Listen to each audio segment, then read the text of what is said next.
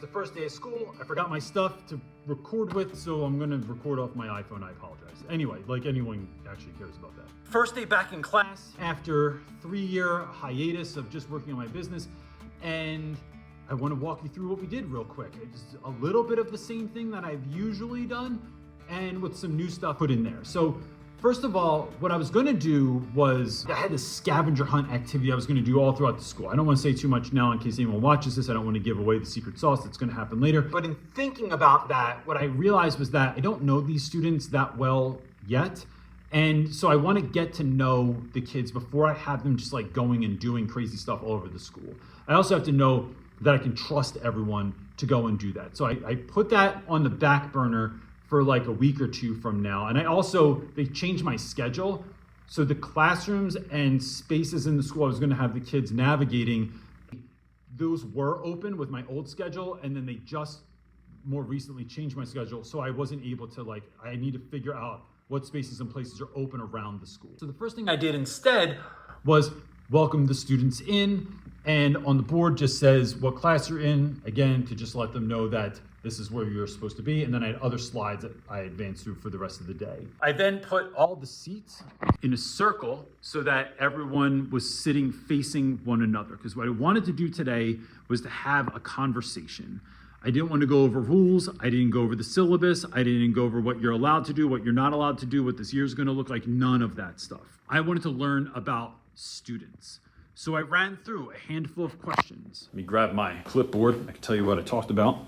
So I went through like 3 or 4 of these questions, and I don't mind sitting when there's silence in the classroom. I'm fine with that, but I wanted to make sure that kids had enough time to sit with something, to think about it before responding. So what they did was, I asked, what's something that you wish teachers actually knew about their students? And I'd say the overwhelming answer that I got to that one was that students are far more busy outside of school than teachers think that they are. So whether they're playing sports, especially on a travel team, maybe they have a job, maybe they have a lot of chores, maybe they are part of their parents' business and so they're invested in that after school. But this idea that we're giving kids 3 to 4 hours of homework a night, which is on average what students told me they got last year, and then trying to blend that into a life that already has so many other obligations outside of school, I thought was very interesting.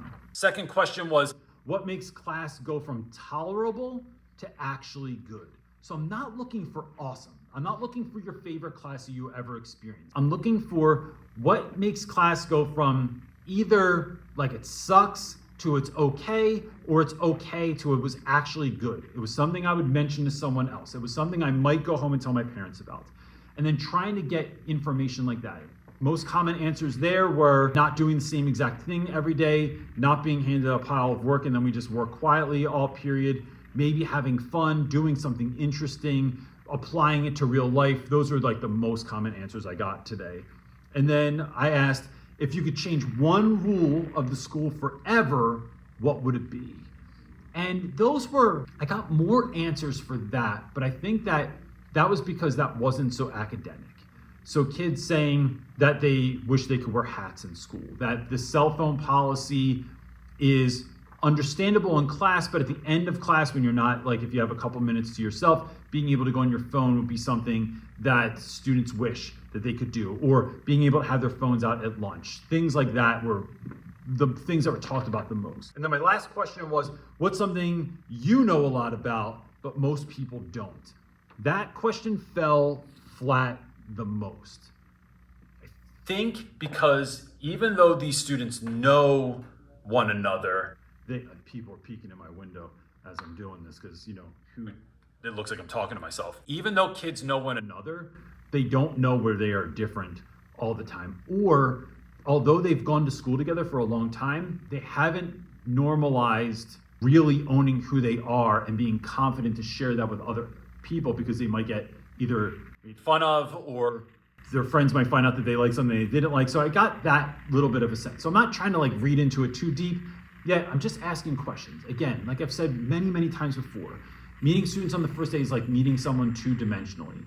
And every time you get to know something about them, they just start building out this 3-dimensional model of who that student actually is.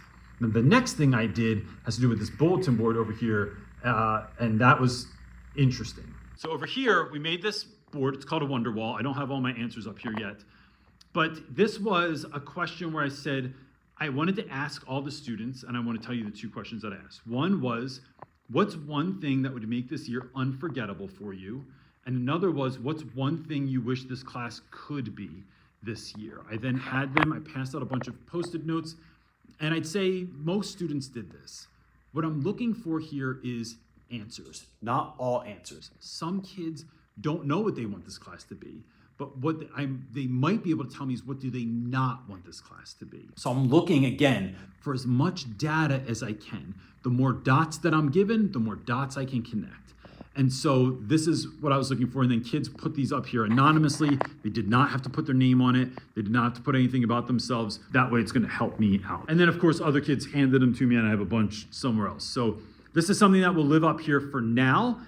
The thing I wanted to express to the students though was that all of this will actually be taken seriously and you will see it implemented in class, and I'll let you know when it's implemented in class. The next thing, I forgot to even show you. We had a cafe in class today where I had tea and hot cocoa for students. So when you came in, that was the first thing they did. They came to the Reynolds Cafe, grabbed some tea or hot cocoa. I had some marshmallows and some honey and some cream over there and stuff. I got a tea kettle so I could just plug it into the wall, a little lamp and some flowers. And so to just kind of set the tone that this is going to be a conversation. It's weird to have a conversation when when you have friends over, when you go out for coffee, you're usually enjoying something while you do that. I wanted to kind of mimic that. So kids came in, got something to drink, sat down, and then we went through those first two activities. And then we jumped into a little bit of what I usually do. Followed this channel for any amount of time. We did our Who Am I sheet. Who Am I sheet is very simple. It is, if you've taken any of our workshops, this is free all the time. And actually, I'll put a link in the description below if you're interested in grabbing a copy of that and my Life Odyssey, which I'm not going to do until tomorrow. But the Who Am I sheet is a bunch of questions about students, anything from what's your go-to movie snack to what's a fashion trend that you regret doing, what's a guilty pleasure TV or movie show, or TV show or movie that you like. And again, I'm trying to collect this data, and then what I'll do is I'll read all those papers, and I'll start, when I create lessons, I'll start tapping into interests that students have. This also allows me to see who can stay on task for a minute, who has no ability to stay on task. It allows me to see things like, did someone answer all the questions? Did they not answer all the questions? How much did they, how long did it take them to complete something? So there's all these sort of soft bits of information that I'm gathering while I'm talking to students that I was able to do when doing this today. And then the last thing was, I have a bunch of slides up here on my board where I ask kids, and I'll put those up here, to write a letter to themselves, right? I do this every year, and even though today's students were 10th and 11th graders, I'll hold on to these letters that they will write to themselves with a bunch of prompts that you see playing now. And what I'm trying to do is get a snapshot. I want kids to understand that life moves fast, and that how you think you're gonna remember stuff, but you just don't. I don't remember a lot about my first day of any grade ever, right? I'd be hard pressed to tell you any memories about that.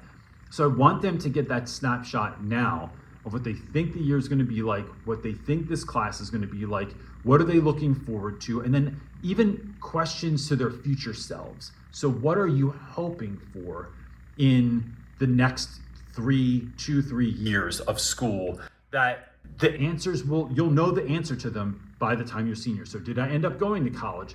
Did my mom have that baby? Did my grandma beat cancer? These can be real things that kids are just wondering about.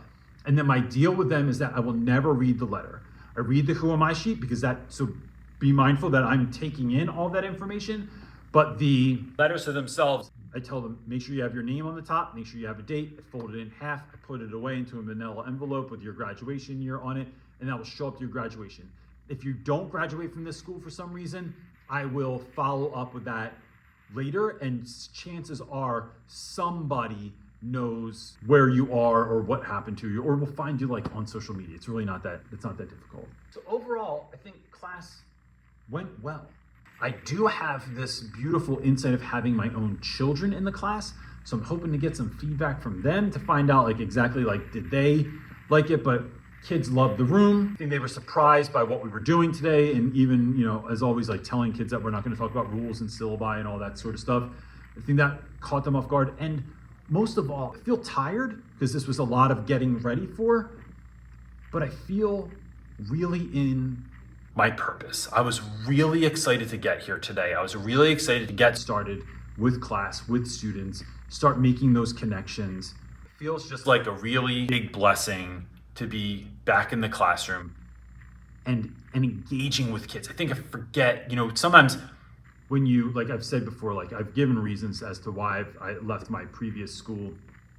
And it wasn't because it was hard, it was because the school was making disastrous choices, and our turnover was 95% in the last 3 years that I was there. But somewhere I forgot that how much I needed that student connection. I don't need kids to like me, but that interacting with young people on a daily basis is really something. So that's been something today that I don't know I anticipated, which just might seem funny and I should have, but yeah. So that's it. That's my first day in a nutshell. I'm trying to hurry up because I know students are going to come in, and kids, I had all kinds of kids coming in trying to get like extra hot chocolate and stuff like that. That was the day. Look, y'all, if you need help with any of this stuff, you had your first day and you're realizing that you need help with classroom management or with relationship building, there's links below. It'll take you to shopteacherclassoff.com. So I got cut off. That video cut me off, and I'm sorry about that. Anyway, if you need help with classroom management, with building relationships, or with anything else, go right over to shopteacherclassoff.com and you can find all kinds of great stuff over there. That's it for this one, gang. And I didn't video try to cut me off before I could say it. Peace.